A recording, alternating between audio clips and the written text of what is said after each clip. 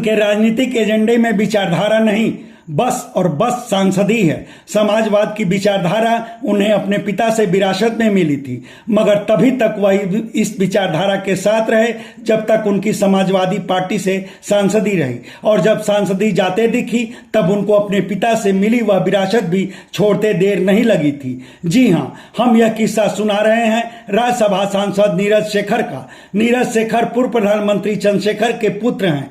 चंद्रशेखर के निधन के बाद बलिया संसदीय सीट पर 2007 में हुए उपचुनाव में सपा उनके बेटे नीरज शेखर को टिकट दी। नीरज शेखर जीते। उसके बाद 2009 के आम चुनाव में भी वह सपा के टिकट पर बलिया सीट से लोकसभा में पहुंचे। फिर बारी आई 2014 के लोकसभा चुनाव की, मगर नीरज शेखर हार गए। उसके बाद राज्यसभा में जाने की हट पकड़ लिए। तब सपा का नेतृत्व मुलायम सिंह यादव के हाथों में था और उनके दिल में अपने दिवंगत साथी चंद्रशेखर के पुत्र नीरज शेखर के लिए जगह थी।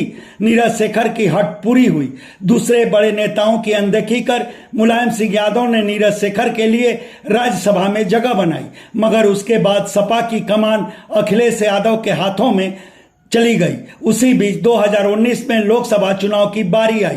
नीरज शेखर ने फिर बलिया सीट से अपनी तैयारी शुरू की, मगर अखिलेश यादव ने उनको टिकट नहीं दिया। दोबारा सपा के टिकट पर राज्यसभा में पहुंचने की उम्मीद भी टूट चुकी थी। लिहाजा नीरज शेखर पाला बदलकर दोबारा राज्यसभा में भाजपा से पहुंच गए और अब 2024 में लोकसभा का चुनाव होना है। नीरज शेखर ने उसकी तैयारी अभी से शुरू कर दी है। बलिया संसदीय क्षेत्र में गाजीपुर के भी 2 विधानसभा क्षेत्र आते हैं। इस हिस्से में भी नीरज शेखर के दौरे लगने लगे हैं। वह क्षेत्रीय लोगों के यहाँ तिरही बरही करने लगे हैं। लोगों से अपने दिल्ली आवास पर मिलने भी लगे हैं। क्षेत्रीय जन समस्याओं की सुध भी लेने लगे हैं।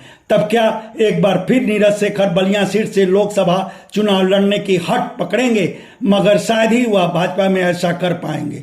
वजह धरती पुत्र नहीं, बल्कि अब की उनकी हट गुजराती पुत्र के सामने होगी। उधर सपा में नीरज शेखर का रिश्ता अपने दिवंगत पिता के चलते जज्बाती था, मगर भाजपा में वैसा कुछ नहीं है। गुजराती पुत्र की मर्जी होगी तो बलिया संसदीय सीट से वह चुनाव लड़ने का मौका पाएंगे, वरना जहां का तहां उन्हें रहना पड़ेगा। धन्यवाद। ब्यूरो रिपोर्ट आजकल समाचार। आप सबसे आग्रह है कि हमारे चैनल को लाइक करें, शेयर करें और सब्सक्राइब करना न भूलें।